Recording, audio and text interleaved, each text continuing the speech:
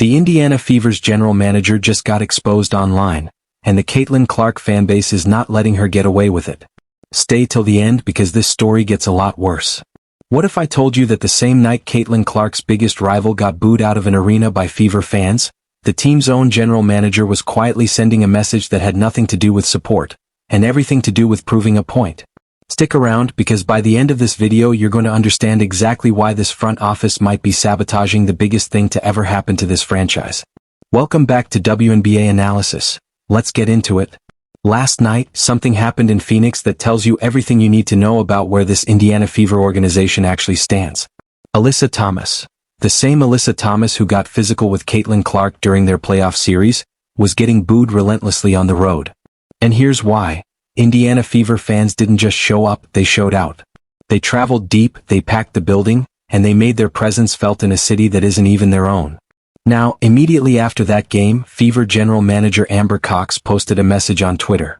On the surface, it looked innocent, thanking fans for showing up on the road and at home. But watch her body language in the clips from that night. That's not the energy of someone celebrating a win. That's someone who's been waiting for a moment to prove something. Because here's the subtext everyone caught onto immediately. This win happened without Caitlin Clark on the floor. And the message, whether intentional or not, read like, "See? We can win without her." The fans saw right through it. Within minutes, the replies exploded. One fan called it out directly, pointing out that Cox always seems loudest after a win that doesn't involve Caitlin Clark. And instead of letting it go, instead of taking the professional route that basically every GM in sports takes, Amber Cox jumped straight into the replies and started arguing with her own fanbase. Let that sink in for a second. This is the general manager of a professional sports franchise, in real time, publicly sparring with the people who buy the tickets and the jerseys. That's not just a bad look. That's revealing. She fired back defending the team's culture, insisting Caitlin Clark is a great teammate who's happy for everyone's success, and calling the entire conversation a ridiculous narrative that needed to stop. On paper, sure, that sounds like a normal defense. But look closer. She wasn't just defending team chemistry, she was dismissing legitimate, pattern-based concerns from fans as nonsense. And the fans are not making this up. They are pattern matching in real time. They're watching a front office that stays completely silent when Caitlin Clark is the one getting hit with cheap shots and flagrant fouls that never get addressed, but suddenly has plenty to say the moment the team wins without her. Someone even pointed out that back when Caitlin was sidelined with an injury, the Fever's own social content had a noticeably different, more celebratory tone. That's not paranoia. That's a receipt. And once the floodgates opened, the questions kept coming, each one hitting harder than the last. Why has Amber Cox said nothing publicly about the Caitlin Clark and Alyssa Thomas situation? What is Caitlin's actual injury status, and why has the organization been so vague about it? Why was assistant coach Jess Scott let go, despite reportedly building strong relationships with the players? And maybe the biggest one, why is Danielle Jones still on the coaching staff, when under her defensive schemes, the Fever ranked dead last, 15th out of 15 WNBA teams, in defensive rating? Read that again. Dead last. In the entire league. On defense. With 3 All-Stars on the roster. With Aliyah Boston, a Rookie of the Year and one of the best young defensive anchors in the league. With Kelsey Mitchell playing at an All-Star level. With Caitlin Clark running an elite offense as a rookie. The talent is undeniably there. The coaching and the organizational structure around that talent? That's where everything is falling apart. And instead of addressing any of it, instead of explaining the defensive breakdowns, instead of clarifying the coaching decisions, Amber Cox is out here picking Twitter fights with the same fans who turned this franchise's attendance around by over 300%. Let's talk business for a second because this matters. The Fever's attendance is up massively compared to last season. Merchandise sales have exploded. Games that would have been buried on a random streaming platform a year ago are now getting national television coverage. All of it, every bit of it, traces back to one player. Caitlin Clark isn't just a player for this franchise. She is the franchise right now. And the GM is out here creating friction with the exact fanbase that showed up specifically because of her. Now here's what makes this even more troubling, what Amber Cox has not said. When Alyssa Thomas got physical with Caitlin Clark during that playoff series, fans expected the organization to step up, to send a clear message that their franchise player wouldn't be treated that way without consequences. That's basic front office behavior. Compare that to other organizations around the league. When Sabrina Ionescu faced rough play early in her career, The New York Liberty's front office made it known they were watching closely and prepared to escalate things with the league. When Aya Wilson faced similar treatment, the Las Vegas Aces publicly had her back. That's what real organizations do, they protect their most valuable assets. From the Indiana Fever? Silence. No statement. No public support. Nothing that shows they're even paying attention to how their generational talent is being treated on the floor. And then, the moment fans call out this exact pattern, the silence when she's targeted, the sudden vocal energy when the team wins without her, Amber Cox's response is defensiveness and dismissal. Meanwhile, some of the feedback in those replies was genuinely constructive.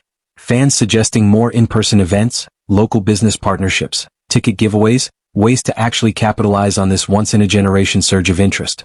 And all of it got lumped together and waved off as part of the same ridiculous narrative. There's also something uglier bubbling underneath all of this. A reporter who covers the league documented attending a Fever road game in Phoenix, trying to get perspective from opposing fans.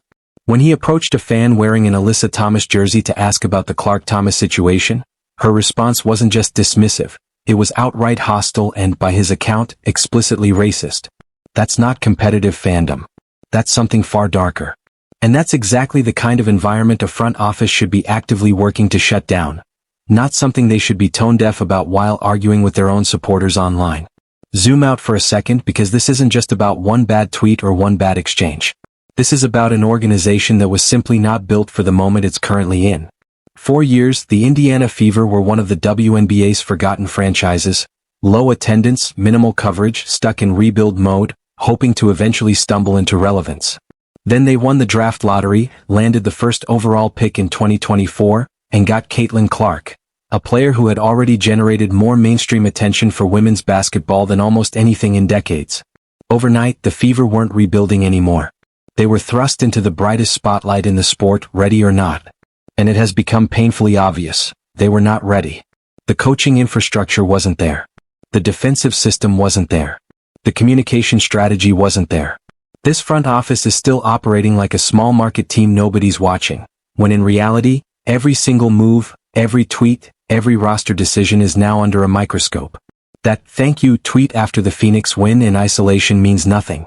But in context, knowing Caitlin was out injured, knowing the pattern of silence when she's targeted, knowing the broader resentment simmering in parts of the league toward the attention she's brought, that tweet landed very differently. And fans picked up on it immediately because they've been watching the pattern for a while now. Here's the most frustrating part of all of this. Every bit of it was preventable. The Fever could have used the offseason to build a real coaching staff, hire defensive specialists who know how to scheme around Aliyah Boston's strengths, bring in proven veterans to share the offensive load so a rookie point guard isn't carrying the entire team.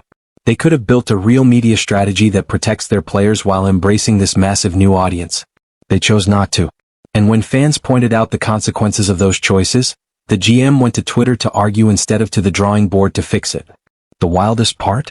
Caitlin Clark might be talented enough to drag this roster into the playoffs anyway, almost by sheer will. But imagine what this team could look like with an organization that actually had its act together. Imagine a defensive system that could get consistent stops. Imagine a front office that publicly protects her instead of quietly celebrating the games she doesn't play in. Imagine a coaching staff capable of in-game adjustments so she's not left isolated against double teams with zero help. The gap between what this franchise is and what it could be is enormous, and that gap exists because of failures at the very top. Amber Cox isn't solely responsible for everything wrong here, but as the GM she sets the tone. And right now the tone is defensive, dismissive, and completely out of touch with the reality of what, and who, this franchise actually has. So here's the real question that should be keeping Fever ownership up at night. How long until Caitlin Clark starts quietly wondering what her future could look like somewhere else? Somewhere with a front office that actually knows how to build around a superstar? She's locked in for now. But that doesn't last forever. And when free agency eventually comes, every team in this league is going to throw everything they have at her. Some of those teams already know how to protect and build around a generational talent. The Indiana Fever won the lottery literally and figuratively. But luck only takes you so far.